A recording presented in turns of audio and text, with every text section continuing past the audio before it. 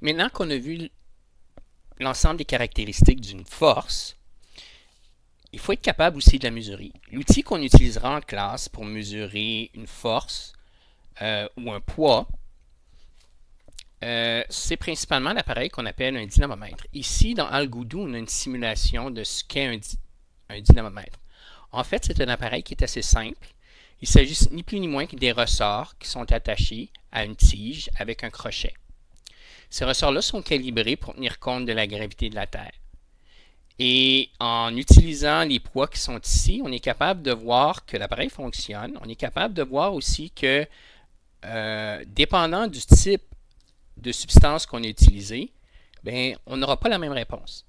Donc, ici, si je prends le premier poids ici, qui serait théoriquement de l'acier, je le prends. Oh, il faudrait d'abord que je parte la simulation.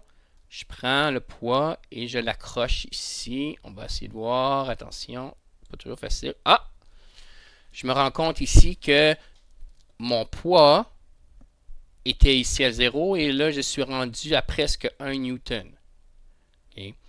Donc, on va essayer de se rappeler de ça et on va essayer un autre poids. Il faut y aller tranquillement, évidemment. Si je prends ici, supposément, ce que j'aurai, c'est du bois.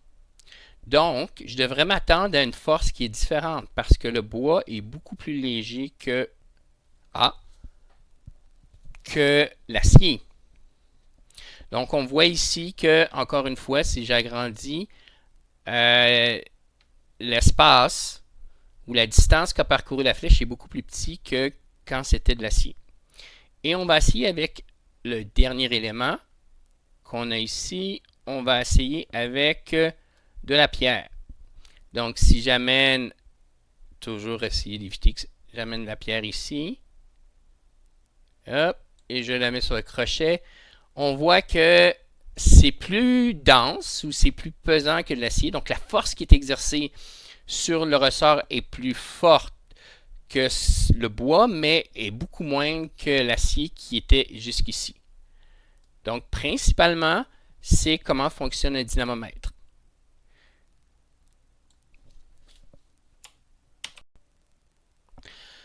Donc, on a vu ce qu'était une force. Une force, c'est une grandeur physique qui peut se mesurer comme le centimètre ou le kilogramme.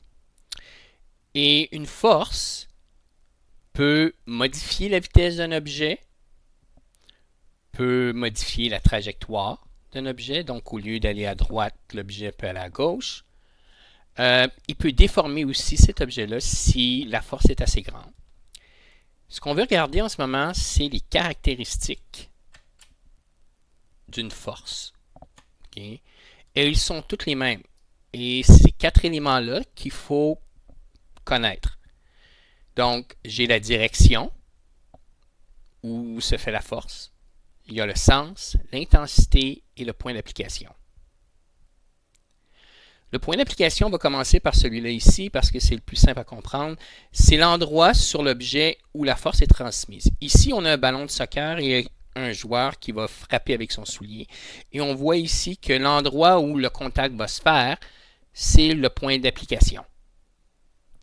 Donc, si je regarde ici sur Algoudou, j'ai cette petite simulation-là où j'ai un marteau qui est attaché ici qui est retenu par un pivot et j'ai une balle ou une boule ici.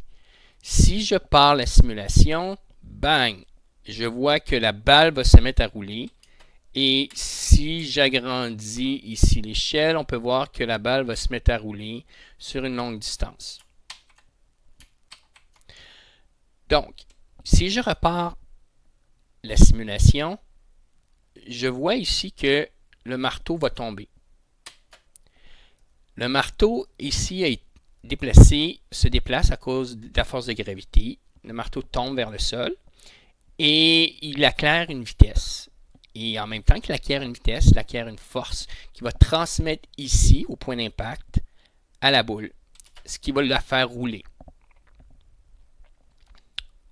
Okay. Donc, ça ici, c'est pour le point d'application d'une force.